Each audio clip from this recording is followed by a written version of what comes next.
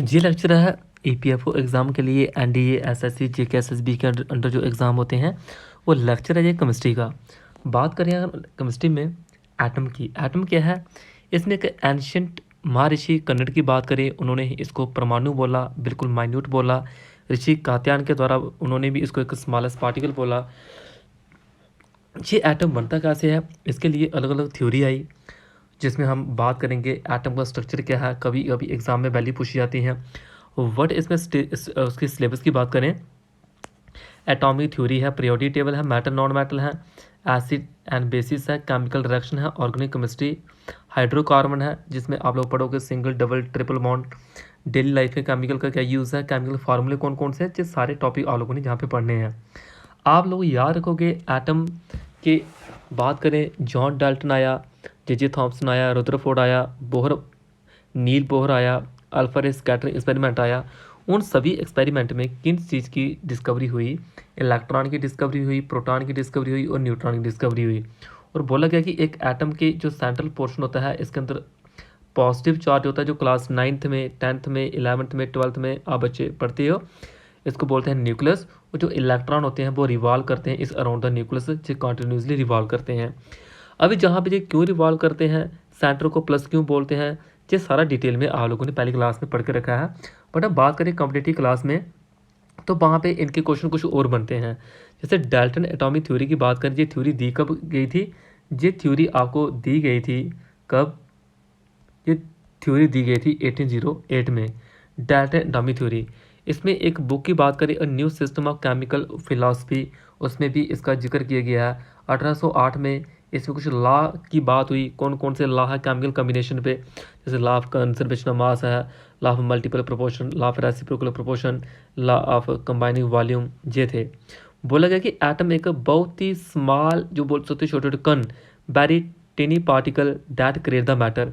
जिन जैसे आप अपने आसपास जो कुछ भी देख रहे हो, जो वो डस्ट पार्टिकल है, जो जो कुछ भी आपको कमरे में दिखाई दे रहा है, वो सारा सारा क्या है, जो जहाँ पे एटम से बना हुआ वो मैटर है। एटम से बना हुआ है क्या है? मैटर। एटम से बना हुआ क्या है? ये मैटर। जी एक शुरू में बोला गया कि इंडिस्ट्रक्टिबल होता है, इंडिविजिबल होता है, कि ये किसी में टूट नहीं सकता, ये जिस चीज़ यहाँ पे बोली गई। लेकिन आगे जाके बात करें यहाँ पे, इनमें बोला कि कुछ थ्योरी के अकॉर्डिंग, डाल्टन एटॉमिक थ्योरी के अकॉर्डिंग यहाँ पे ये बोला गया कि इनमें होता क्या है कि आइडेंटिकल इन मास होते हैं। केमिकल प्रॉपर्टी इनमें गिवन एलिमेंट की डिफरेंट एलिमेंट के लिए डिफरेंट होती हैं और सेम एलिमेंट के लिए सेम होती हैं। ये ऐसे क्यों होती हैं? ये जॉन डाल्टन की थ्योरी जो थी, ये इन चीज़ों को एक्सप्लेन करने के लिए फेल हुई। इसमें केमिकल रिएक्शन की किस तरह से रीअरेंजमेंट की गई है, बोला गया कि जो कंपाउंड होते हैं, जब डिफरेंट एलिमेंट के एटम आपस में कंबाइन होते हैं तो कंपाउंड बनते हैं। डिफरेंट एलिमेंट के एटम जब आपस में कंबाइन होते हैं वो कंपाउंड बनाते हैं, जैसे H2O हो गया, NaCl हो गया। तो उस टाइम उनकी रेशो फिक्स्ड होती है, ये चीज़ें बोली गई। जैसे कि बात करते हैं, यदि ALF कार्बन और ऑक्सीजन दिया है, आपको पता कार्बन का जो एटॉमिक नंबर होता है वो कितना होता है? 6। जे एटॉमिक मास बोलते हैं इसको, इसको एटॉमिक नंबर बोलते हैं, नीचे लिखा होता है। ऑक्सीजन के लिए 8 होता है, पीरियोडिक टेबल में पढ़ के रखा हुआ, इसका मास होता है 16। तो डिफरेंट मास के लिए प्रॉपर्टी भी डिफरेंट रहेगी। जो एटॉमिक मास है इसको उस टाइम डिनोट करते थे यू के साथ, इस यू को बोलते थे यूनिफाइड मास, या इसको हम एटॉमिक मास यूनिट भी बोलते हैं। और इनकी कुछ वैल्यू रहती है, इनकी कुछ वैल्यू रहती है, वो वैल्यू देखेंगे हम कितनी कितनी होती है। जैसे कि CO2 की बात हो रही है, देखो CO2 एक एग्जाम्पल ली गई है, CO2। तो इसमें जैसे CO2 के बाद जैसे CO की बात करें, इसका मास 12 है, इसका 16 है। 12 और 16 को जहाँ पे 3 4 12 4 4 16, तो 3:4 रेशो आ रही है। कार्बन मोनोऑक्साइड में 3:4 रेशो आ रही है, ये रेशो यहाँ पे देख सकते हो। CO2 में रेशो कितनी है? 3:8 रेशो है। किस तरह से? क्योंकि एक में ऑक्सीजन का मास 12 है और एक में 32 है, तो जब रेशो निकाली 3:8 आ रही है। तो इस तरह से अब दो, जैसे बात करें H2O में, बोला गया कि H और O दोनों आपस मिलकर क्या बनाते हैं? H2O। ऑक्सीजन का जो मास होता है वो कितना होता है? 16। H2 यानी H2 है, तो इनकी जो रेशो होगी वो होगी 1:8 जब कट करोगे इनको आप। तो इसी तरह से H2O2 में निकाला गया, इसको हाइड्रोजन पर ऑक्साइड बोलते हैं। अमोनिया में निकाला गया, अमोनिया में नाइट्रोजन का जो मास होता है वो होता है 14, हाइड्रोजन होता है 1, बट इसमें H क्या है कितने? 3, तो 3 जहाँ पे लगाने हैं, तो रेशो बनेगी 4:14:3 बनेगी रेशो। तो इस तरह से रेशो निकाली जाती है। सल्फर का एटॉमिक मास 32 होता है, ऑक्सीजन का 16 होता है। इनकी जब रेशो निकाल लोगे 1:1 आनी है। तो इस तरह CO की, CO2 की, HO में, H2O की, H2O2 में इनकी रेशो ये निकाली गई है। इसकी कुछ लिमिटेशन थी, क्या हुआ, लॉ ऑफ केमिकल कम्बिनेशन को इसने बड़े आसानी से एक्सप्लेन कर लिया, बट जो गैसियस वॉल्यूम के लिए जो लॉ था उसके लिए ये एक्सप्लेन नहीं कर पाया कि equal volume contain equal number of mole, कि जितनी भी गैसेस होती हैं उनके मोल जो होते हैं वो इक्वली लाई करते हैं। जो फेल हुआ उन चीज़ों को एक्सप्लेन करने के लिए। फिर क्या हुआ, बेरजेलियस की हाइपोथेसिस आई। उसने क्या सजेस्ट किया कि जो सिंबल होते हैं एलिमेंट के वो बने होते हैं किससे, 1 या 2 letter of the name of the element. जैसे बात करें हाइड्रोजन हुआ, कार्बन हुआ, ऑक्सीजन हुआ, आयरन हुआ, सिल्वर हुआ, मरकरी हुआ, प्लैटिनम हुआ। तो ये बातें हो रही हैं। आपसे कोई पूछे कि एक एटम होता क्या है, ये एक इनडिविजिबल पार्टिकल होता है मैटर का। इनडिविजिबल जो टूट नहीं सकता पार्टिकल होता है मैटर का, जो बना होता है further electron, proton and neutron. जी इलेक्ट्रॉन, प्रोटॉन, न्यूट्रॉन इतना इंपॉर्टेंट है, पूरा पूरा ब्रह्मांड, पूरी पूरी आपकी साइंस इसके ऊपर डिपेंड है, एक इलेक्ट्रॉन के ऊपर, प्रोटॉन के ऊपर, न्यूट्रॉन के ऊपर। बड़े सारे साइंटिस्टों ने बहुत सारी डिस्कवरी की, फिजिक्स में अलग डिस्कवरी हो रही थी। जैसे कि आप देख रहे हो लाइट आपके घर में आ रही है, उसमें जो फ्लो हो रहे हैं वो इलेक्ट्रॉन है। तो इलेक्ट्रॉन, प्रोटॉन, न्यूट्रॉन में बहुत ज़्यादा डिस्कवरी हुई है, जितना आप पढ़ोगे उतना कम मैंने के लिए। बट ये कॉम्पिटिटिव लेक्चर है, इसमें कोई PhD नहीं करवा रहा हूँ आप लोगों को, तो आपको टॉपिक के रिलेटेड, कंसेप्ट के रिलेटेड चीज़ें पढ़नी है। तो देखो इलेक्ट्रॉन की डिस्कवरी के लिए जे थॉम्सन ने भी एक्सपेरिमेंट दिए, और एक एक्सपेरिमेंट का नाम था cathode ray discharge tube experiment. Cathode ray discharge tube experiment में ये बोला गया कि जो इलेक्ट्रॉन, जो रेस होती हैं कैथोड रे, ये कैरी करती है नेगेटिव चार्ज, और इन्हीं को इलेक्ट्रॉन बोला गया। और इलेक्ट्रॉन के ऊपर एक नेगेटिव चार्ज होता है, इलेक्ट्रॉन के ऊपर क्या होता है, एक नेगेटिव चार्ज होता है, जिस चीज़ बोली गई यहाँ पे। उसके बाद ये कैथोड रे, इसमें बोला गया ये प्रोड्यूस कहाँ से होती हैं, कहाँ कहाँ से आती हैं। तो इसमें बड़े सारे ऑब्जर्वेशन देखी गई कि ये इलेक्ट्रिक फील्ड, मैग्नेटिक फील्ड से डिफ्लेक्ट होती हैं, ये आयोनाइज गैसेस से प्रोड्यूस होती हैं, करंट को कितना पास करवाएंगे, कितनी वोल्टेज को पास करवाएंगे तब जाके डेवलप होंगी। तो बहुत सारी इसमें डिटेल में चीज़ें दी गई थी। फिर आया थॉम्सन एटॉमिक मॉडल आया।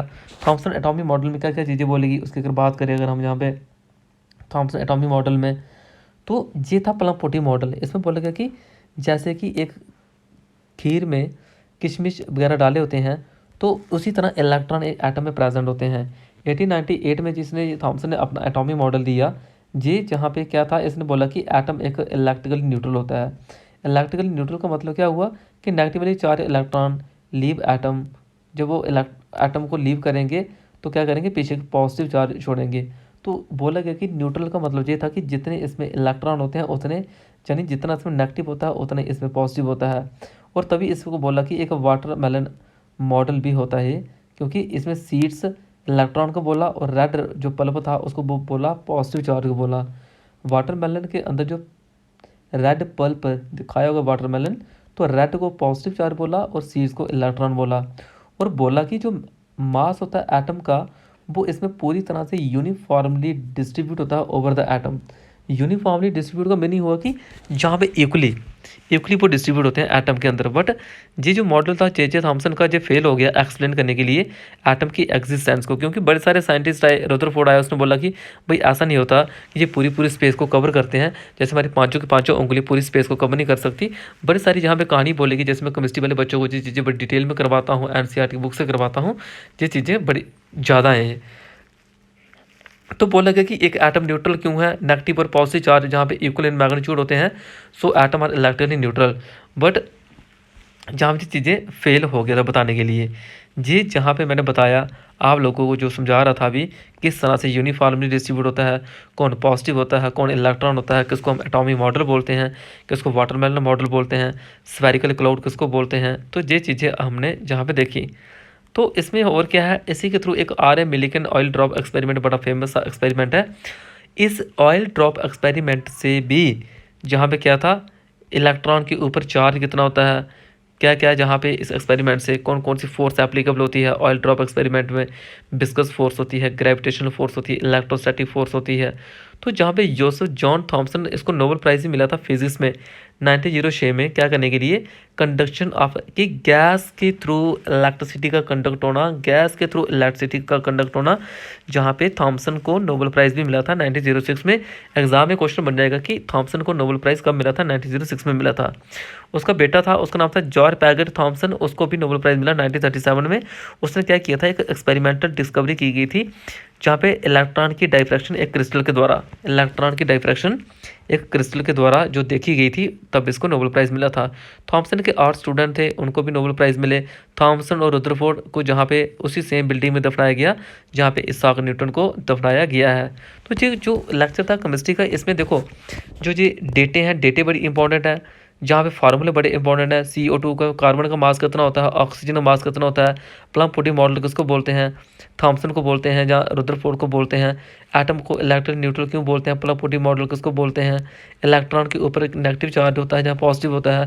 कैथोड रे एक्सपेरिमेंट किसका है, इलेक्ट्रॉन की डिस्कवरी के लिए है या प्रोटॉन की डिस्कवरी के लिए। इलेक्ट्रॉन को डिस्कवर किसने किया था, एटम होता क्या है। तो इस जहाँ से जिस सारे क्वेश्चन निकलेंगे आपको लगेगा कि किया कुछ नहीं हमने, बट किया बड़ा कुछ है, आप लोगों के क्वेश्चन निकलेंगे। इस तरह से आप इनको डिटेल में देख सकते हो।